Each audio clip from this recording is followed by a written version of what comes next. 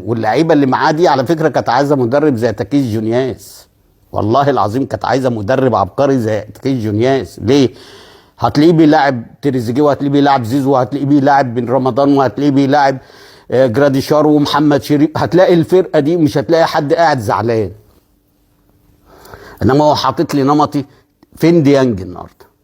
بجد يعني احنا لما هنتكلم في الكوره، ديانج قد احمد رضا مع كل الاحترام طبعا، وقد هو ظلم قفشه النهارده.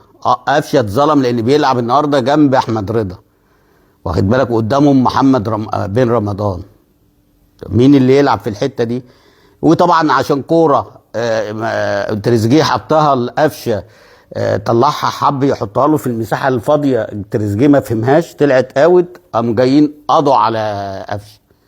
طبعا كل الجماهير دلوقتي مسلمه ان قفشه لازم يمشي، وقفشه خلاص ده من يوم القضيه والكلام ده. مع كل الاحترام، قفشه لو مشي في يناير وراح اي نادي تاني انا بقول لك هيبقى مشكله، وانتوا عارفين هيروح فين ووكيله مين.